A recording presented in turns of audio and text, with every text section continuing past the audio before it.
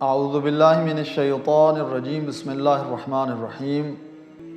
جس چارپائی پر انسان کی روح پرواز کرتی ہے، آیا وہ چارپائی نجس ہے یا پاک؟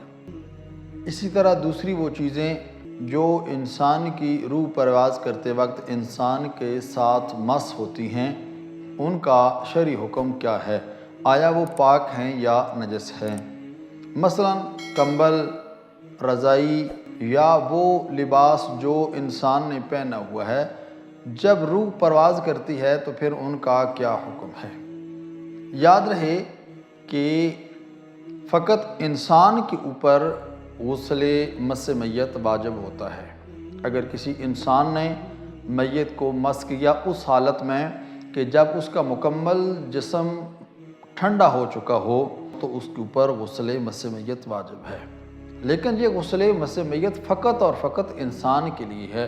اس کے علاوہ دوسری چیزیں، مثلا اس کے کپڑے، اس کی چارپائی یا دوسری وہ چیزیں جو اس کے ساتھ مس ہیں، وہ ساری کی ساری پاک ہیں۔ غسل مس میت ان کے اوپر نہیں ہے، فقط اور فقط انسان کے لیے ہے۔ ہاں، یہ اور بات ہے کہ اگر چارپائی پر یا کپڑوں پر یا رضائی یا دوسرا کمبل وغیرہ جو میت کے ساتھ مس ہے، اگر اس کے اوپر نجاست لگی ہوئی ہے، مثلا خون، پیشاب یا کوئی اس طرح کی دوسری نجاست موجود ہے، تو اس صورت میں ضروری ہے کہ ان کو پاک کیا جائے۔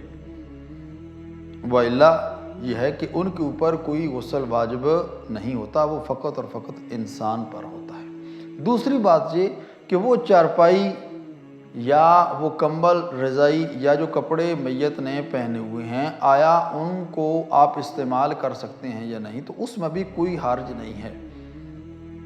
اگر استعمال کے قابل ہیں اس کے کپڑے تو آپ ان کپڑوں کو بھی استعمال کر سکتے ہیں، وہ چارپائی استعمال کر سکتے ہیں، وہ کمبل، وہ رضائی، سارے کے سارے وہ چیزیں آپ استعمال کر سکتے ہیں۔ ہاں، بہتر یہ ہے کہ وہ کپڑے جو انسان کے بچ جائیں وہ اس کی طرف سے صدقہ کر دیے جائیں، یعنی ایسے انسان تک پہنچائے جائیں کہ جو استطاعت نہ رکھتا ہو نئے کپڑے لینے کے لیے، تو وہ کپڑے جو استعمال کے قابل ہیں وہ سارے کے سارے کوشش کی جائے کہ میت کی طرف سے صدقہ کیے جائیں۔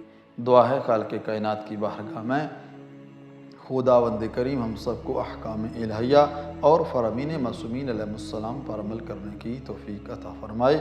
والسلام علیکم ورحمۃ اللہ وبرکاتہ۔